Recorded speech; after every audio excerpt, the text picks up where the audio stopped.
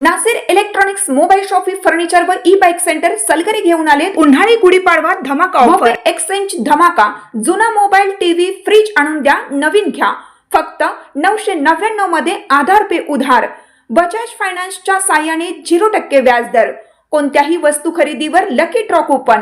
लग्नासाठी फर्निचर व भांड्यांवर 30% पर्यंत सूट। मोबाईल खरेदीवर 1199 चा ब्लूटूथ हेडफोन फ्री। आमचा पत्ता शाखा क्रमांक 1 पोस्ट ऑफिस समोर सलगरे। आजच भेट द्या आणि ऑफर्सचा लाभ घ्या। प्रत्येक बातमीतील घटनेच्या वास्तविकतेची तुलना थेट पाहत रहा सांगली अपडेट।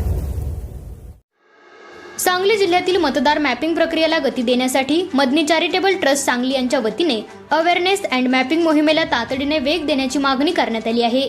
यासाठी ट्रस्टच्या पदाधिकाऱ्यांनी जिल्हाधिकारी मैना घोष यांची भेट घेऊन सविस्तर निवेदन सादर केले।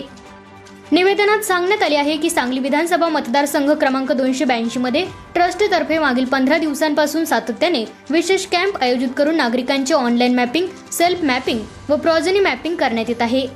या उपक्रमाला नागरिकांचा उत्स्फूर्त प्रतिसाद मिळत असून ट्रस्टची टीम प्रशासनाला सक्रिय सहकार्य करत आहे।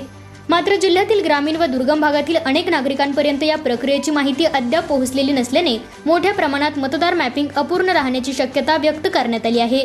त्यामुळे हा उपक्रम संपूर्ण सांगली जिल्ह्यातील सर्व तालुक्यांमध्ये व्यापक स्वरूपात राबवणे आवश्यक असल्याचे ट्रस्टने अधोरेखित केले आहे। यासाठी सर्व तालुक्यांमध्ये अवेअरनेस अँड मॅपिंग विशेष कॅम्प तातडीने आयोजित करावेत।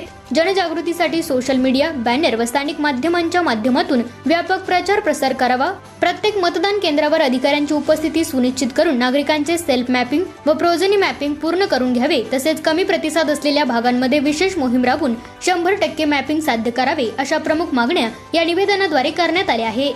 या उपक्रमासाठी आवश्यक ती सर्वतोपरी मदत करण्याची तयारी ट्रस्टने दर्शवली असून प्रशासनाने तात्काळ नियोजन करून ही मोहीम प्रभावीपणे राबवावी अशी विनंती करण्यात आली आहे।